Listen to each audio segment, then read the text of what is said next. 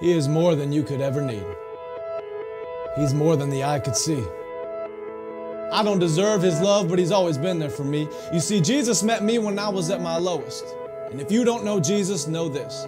He is the greatest example of generosity this world of greed has ever seen.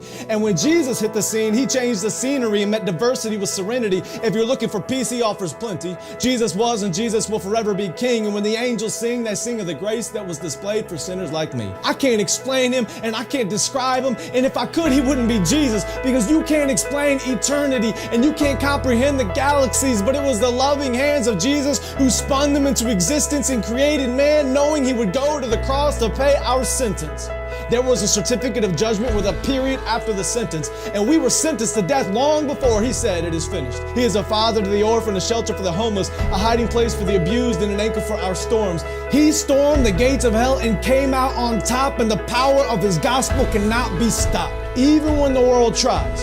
And they try a lot. He traded places with Barabbas and became the catalyst of missions across the world, covering every portion of the atlas. If you're in need of rest, I know of a mattress. If you don't know Jesus, your future is tragic, but he gladly embraced tragedy so we could live in his presence of majesty. His presence is presence, and it's his presence that presents preciousness to a world of peasants. He is far from pretentious, but still loves those who are. He is the light of the world and hung the stars. He brings the dead to life and delivers life to the dead. He took a crown of thorns on his head so we could put crowns at his feet, and I can't wait until I get to kiss his feet that were nailed to a cross for me and for you and for every person around the world. He loves the world, and I love his word, because the word became flesh, and in his flesh he demonstrated the word to the world. He is an example to every boy and every girl. He is a lover of black people. He is a lover of white people. He is a lover of the unchurched and the assembly under the steeple. He doesn't see the believers' failures, but still takes time to celebrate their faithfulness. It's the power of the Spirit that enables us and gives us boldness when the world labels us.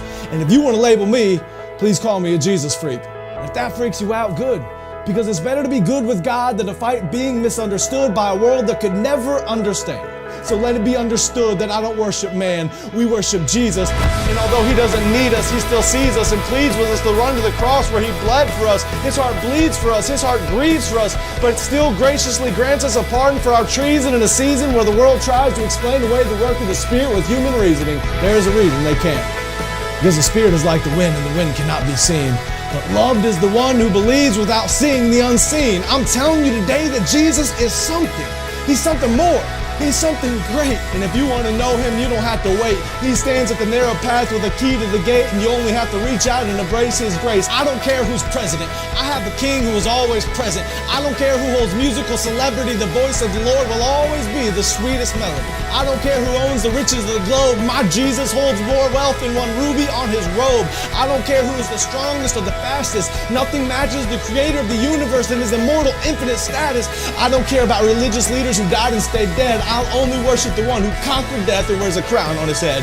His name is Jesus, and I'm telling you, he's something. He was faithful yesterday, and he is faithful today. I can feel his presence whenever I pray. And when the time comes for me to fade away, I'll remember the day I heard him say, "My name is Jesus."